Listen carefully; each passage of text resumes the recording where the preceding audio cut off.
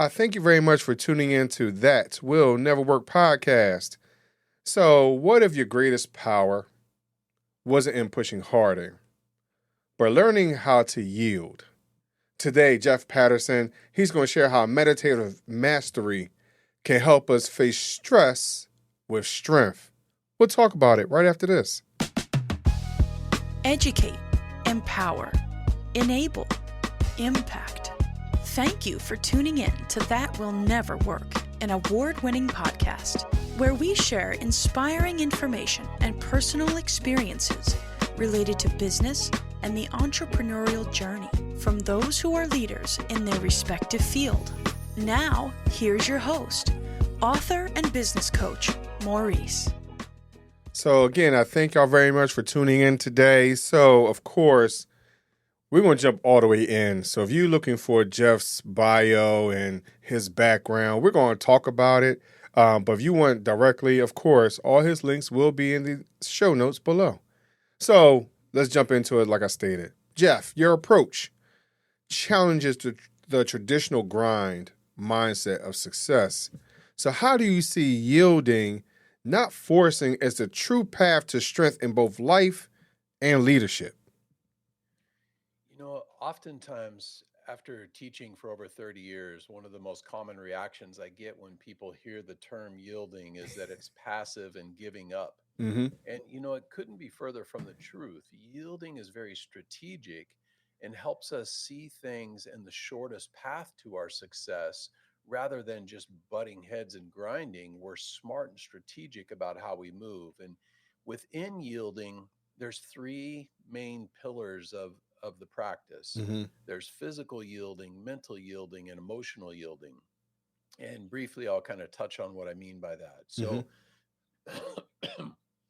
physical yielding is the basic idea that I push you, you push me, whoever's the bigger, stronger person with the most leverage eventually is going to push the other person over. But with yielding, instead of us trying to see who the bigger meathead is, when you push me, I get out of the way of that force. Mm-hmm. And now I can respond with less effort. So I'm not trying to butt heads with you and see if I'm bigger and stronger. I'm being strategic about how do I get to that advantage position. And it's easy to see how this is beneficial in athletics because we're consistently coming up against other athletes who are bigger, stronger, and faster than us. And we need to learn how to be strategic about how we deal with that power and speed. And so, in the martial arts, we've been studying yielding for generations. Mm-hmm. And yielding is also used in military conflict and Mm-hmm. strategy. So, yielding is not at all something that's weak or giving up. It's a ability to get where we need to go with the least amount of resistance. Now, in order to be good at physical yielding, a lot of things have to come into play. You need to be well rooted. The lower part of your body needs to be strong and flexible so you can change your central equilibrium without getting tight. The body has to be relaxed, the breath has to be calm, and the mind has to be present. While it may be a lifetime journey to really master these skills, once you start a meditation practice, from day one, you'll start becoming more aware of these things inside of yourself. And this is where it becomes very interesting. And now we're moving into the second pillar, of which I call mental yielding. So, say, for example, you and I are having a conversation and I say something that unsettles you. Mm-hmm. And because of my heightened awareness of seeing those subtleties inside myself, and now I also see those disturbances in other people, Mm-hmm. when I see that disturbance, it's a lot easier to adjust the conversation and keep us on a harmonious path than if I'm not paying attention to that. And pretty soon I'm so far off track, you want to knock me upside the head. And so learning how to use yielding in all of our conversations is extremely powerful. Mm-hmm. One, we're being more considerate, which is something that we could all do more of. Right. And two, it allows us to be strategic so we can guide the conversation to a positive outcome with the least amount of resistance. And then the third and final pillar of yielding is emotional yielding. And emotional yielding is very much like mental yielding, but with our own interpersonal conflicts. Mm-hmm. So you think about when something happens to us, often we'll respond and we'll go down this path and we might get an hour, a day, a week down that road and Mm-hmm. realize maybe that wasn't the best choice. Right. But with yielding and our heightened awareness when these things happen, it gives us the ability to step back, examine the scenario, not get emotional, Mm-hmm. stay rooted, stay connected, and oftentimes make a more educated choice about how to move forward.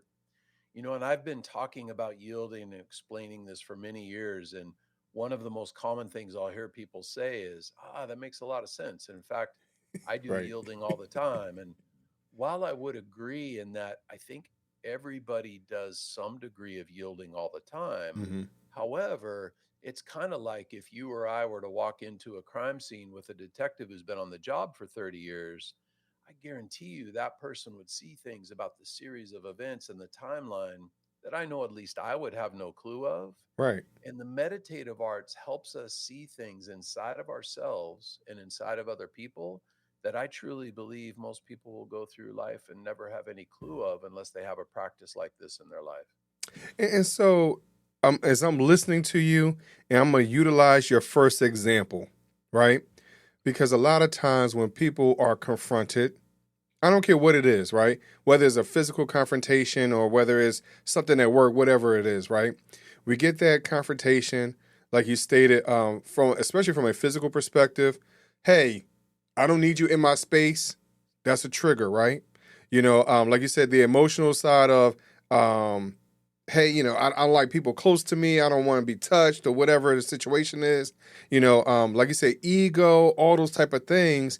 And a lot of times we have this reaction perspective. We have to immediately respond, to that and not understanding the importance of taking a deep breath, considering not just the my response, but long-term consequences in that response. So even when we think about it from a business perspective as well, sometimes we can't always jump all the way in, into that immediate situation. We need to understand what is our long-term consequences to that decision. And sometimes we're so caught up. We see it on TV, we see it on social media. People are just so much in their feelings and all that type of stuff that it doesn't allow them time to really think and understand and how does that not just affect me, but my community at large. Yeah, and that's one of the beautiful things about the meditative arts is that, everybody says that it improves your mind body connection. Mm-hmm. Well, it helps your overall awareness. So when these responses or reactions come up that you're talking about, Mm-hmm. we're able to notice from that first sign of imbalance rather than too far down the road, right? So Mm-hmm. if you get too far into something and you're already barking back at somebody that maybe says something unpleasant to you, it's a little harder to turn around and try to be strategic at that point because you're already escalating the conversation. Mm-hmm. But if we're able to, from the beginning, be present, be aware, notice how maybe our feelings are starting to change. Mm-hmm. And rather than just responding to those feelings, being aware and saying that I'm not those feelings, I see that they're happening, but how Right. can I step back and be more strategic to Mm-hmm. guide this to a positive outcome? And so it's really a powerful skill and Mm-hmm. can be applied in pretty much any area in life. And then even with that, right? In that moment of pausing, sometimes the crowd may not understand from a leadership perspective what you're processing. So again, the crowd is in an emotional state and they're pumping you on. Let's go, let's go, let's go. And now, and so now that's fueling your fire as well. So how do we learn how to maybe turn off the crowd or turn them down a little bit? You can hear them, but maybe not uh, uh, be so reactive to the outside voices or the outside forces, in addition to whatever you might be dealing with internally. Yeah, so that comes back to something that I hear as one of the most common reasons why people feel like they can't meditate. Mm-hmm. And I'll often hear people say, I've tried meditation before, but it didn't work for me because I couldn't quiet my mind. Ah. And Mm-hmm. somewhere along the way, people got this misguided idea that in order to be successful at meditation, you have to reach this state of nirvana where nothing bothers you and be in this peaceful, blissful place. But in reality, I've been very fortunate to train with some amazing practitioners from all over the world in the Mm-hmm. last 36 years of my training. And I have never once met anybody who doesn't get distracted when they meditate. Right. Everybody does. But the idea is if you're sitting for 20 minutes, or maybe you're doing a movement meditative practice for 20 minutes, Mm-hmm. and you get distracted 50 times during that session, you recognize the imbalance, you use your breath, your posture, your movement to come back to focus and find that center. And now you just got 50 repetitions of Mm. recognizing the imbalance, finding a strategy to come back to focus. And if you do that every day, every month, every year, you start to develop this power and this ability to find that center among any of life's distractions. So it doesn't matter if it's the crowd or your own interpersonal communication or whatever it is, Mm-hmm. you're able to be in those stressful environments and bring yourself back to center and find that focus. And so part of that comes with that daily consistent practice. And I think that's one of the things you just nailed it for me. It's consistency. No one's going to be perfect in it. Everybody is human.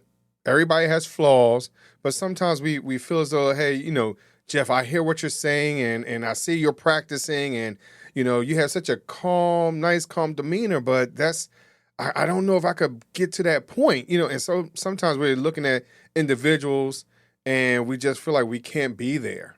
And so some of that is consistency, just believing that you can eventually get there. But it's not going to be within the next 5 minutes. So what I'm getting at is the microwave mentality as well, because we want the end result that Jeff, that you're displaying right now. We want it for us right now.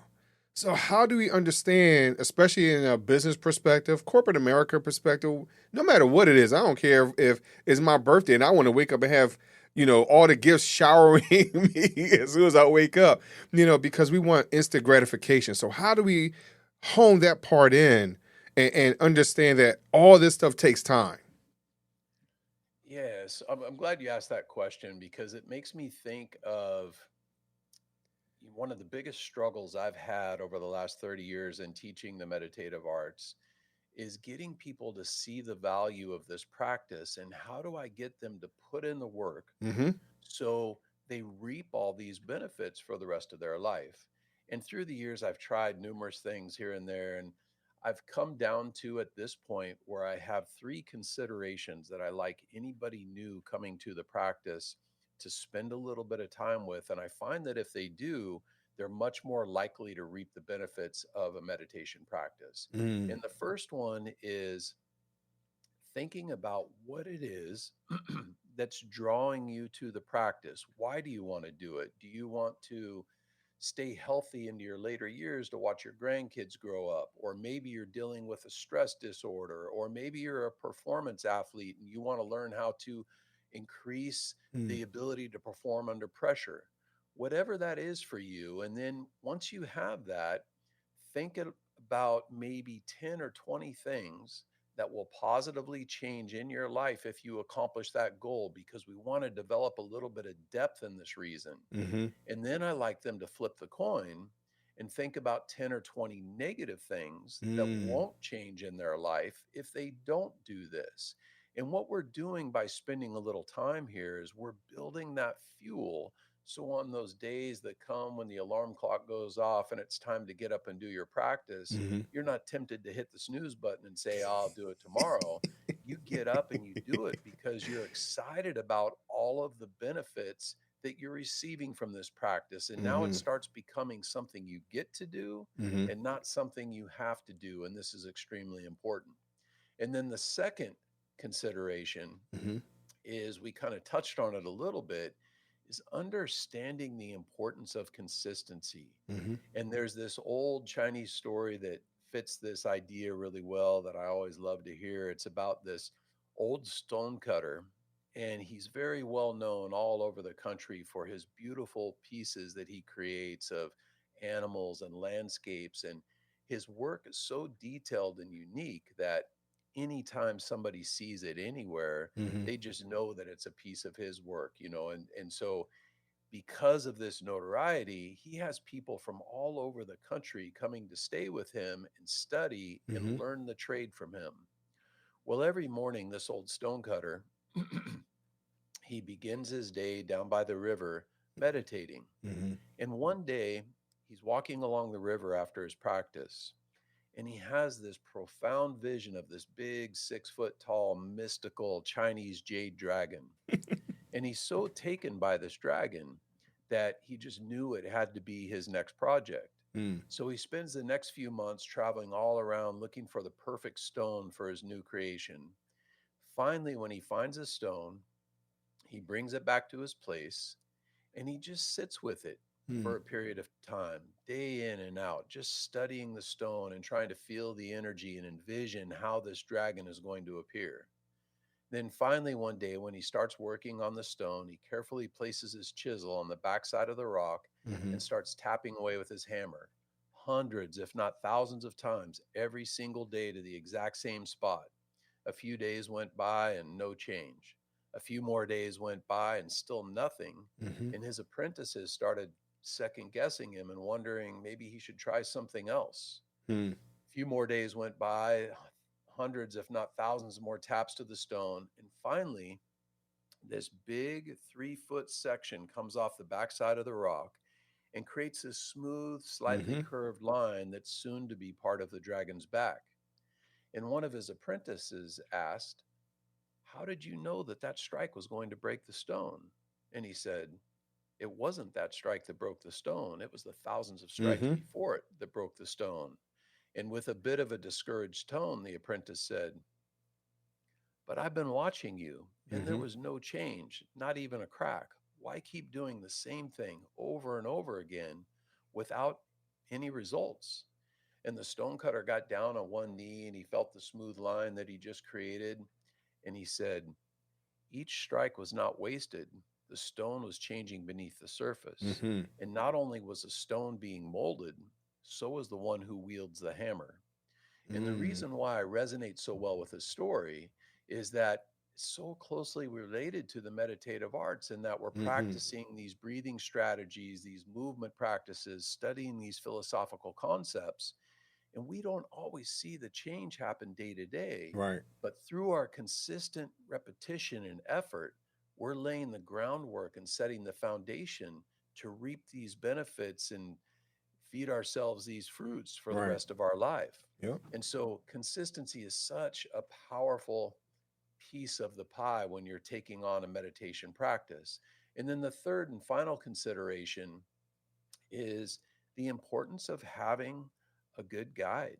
You Mm-hmm. need to have somebody in your corner to point you down the right path, because there's thousands, if not millions, of videos out there on YouTube that you could follow and look at. And Right. if you think that you're going to take this thing that's been around for thousands of years and figure it out by yourself, you're going to waste a lot of time and never get really below the surface. Mm-hmm. I've had students come into the academy that have been self-taught, and sometimes they've trained 10, even 15 years, and they're barely cracking the surface to what Mm-hmm. they could do.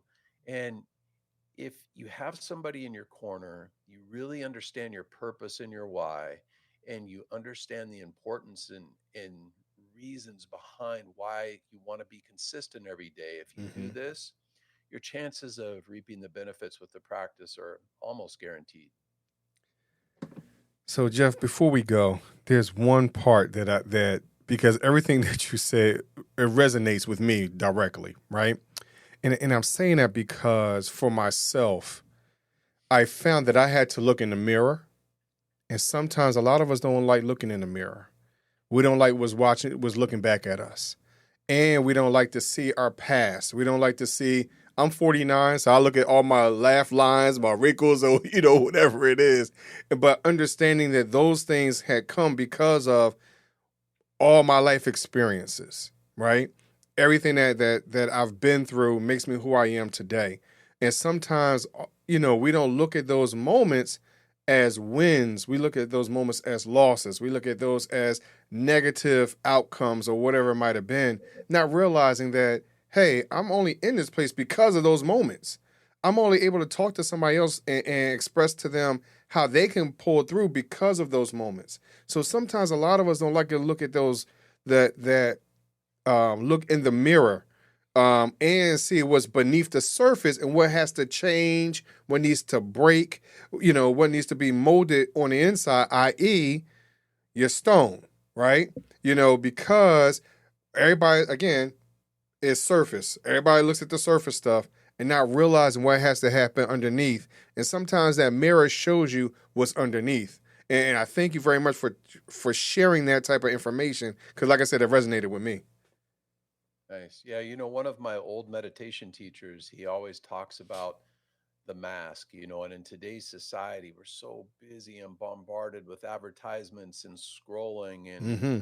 Trying to maybe not say the wrong thing or Right. let out who we are or how we really feel, that we're commonly walking around with these masks on and these barriers. And sometimes we get so caught up in living this way that when we do go look at ourselves in the mirror, we're still wearing those masks. Mm-hmm.